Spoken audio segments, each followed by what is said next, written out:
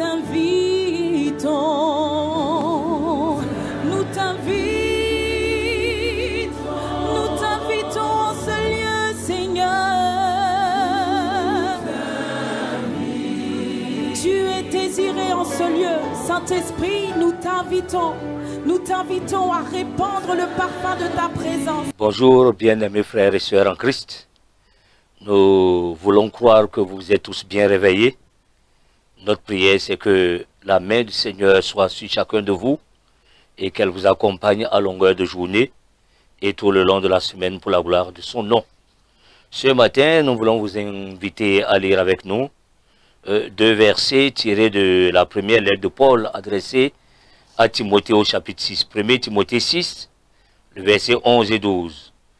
Quant à toi, homme de Dieu, fuis ces choses et recherche la justice, la piété, la foi, l'amour, la persévérance, la douceur. Combat le bon combat de la foi, saisis la vie éternelle. C'est à elle que tu as été appelé, c'est pour elle que tu as fait une belle confession de foi en présence d'un grand nombre de témoins.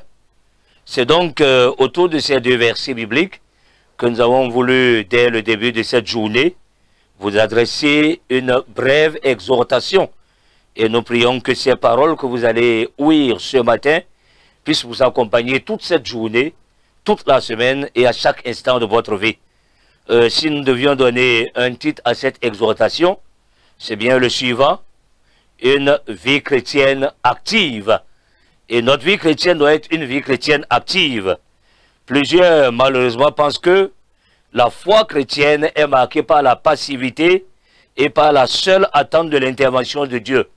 Mais à travers ces deux versets, nous voyons l'apôtre Paul utiliser des verbes d'action énergiques pour décrire la vie chrétienne. Le premier verbe, c'est fuir. Le deuxième verbe, c'est rechercher. Le troisième verbe, c'est combattre. Et le quatrième verbe, c'est saisir. Et en revenant au passage biblique, il est dit: pour toi chrétien, pour toi chrétienne, fuis ces choses. Et un certain nombre de choses devant lesquelles il faille que le chrétien prenne la fuite. C'est-à-dire des choses qui nous exposent à la tentation. Et la tentation, c'est sur tous les plans. Sur le plan sexuel, le plan professionnel, le plan familial. Nous devons prendre garde, n'est-ce pas, à cette instruction de l'apôtre Paul. Ensuite, il y a lieu de rechercher la justice, de s'attacher, n'est-ce pas, à la piété, à la foi, l'amour, la persévérance et, n'est-ce pas, la douceur. Et le troisième verbe, comme nous l'avons dit, c'est celui qui nous invite à un combat, le bon combat de la foi.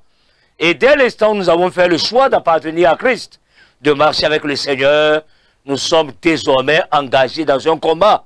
Car dans cette foi chrétienne, nous allons éprouver des moments, n'est-ce pas, difficiles, connaître des moments de tentation, des moments de persécution, des moments de manque, des moments par rapport auxquels il nous faut demeurer ferme dans la foi, garder la foi, l'assurance et la confiance en l'Éternel Dieu qui n'abandonne pas ses enfants. Donc notre marche avec le Seigneur est une marche de foi, une marche de combat spirituel, mais un combat dans lequel nous ne devons pas perdre de vue la vie éternelle à laquelle nous avons été appelés. Et nous sommes donc appelés à saisir la vie éternelle en nous attachant fermement à l'Éternel Dieu.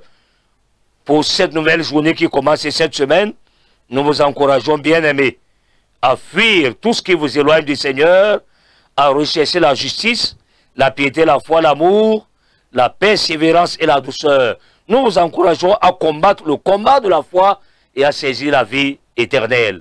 Que Dieu soit avec vous et qu'il vous bénisse, qu'il conduise vos pas dans la victoire. Nous prions le Seigneur. Éternel Dieu, en ce début de journée et en ce début de semaine, que ta grâce demeure le partage de tes enfants. Veille sur chaque vie.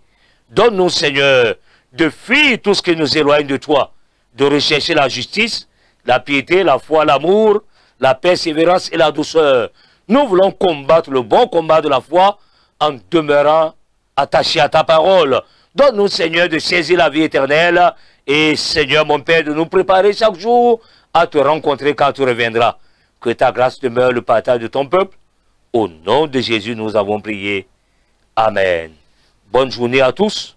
Que Dieu vous conduise de victoire en victoire. Amen. Nous t'invitons, nous t'invitons en ce lieu, Seigneur. Tu es désiré en ce lieu, Saint-Esprit, nous t'invitons à répandre le parfum de ta présence.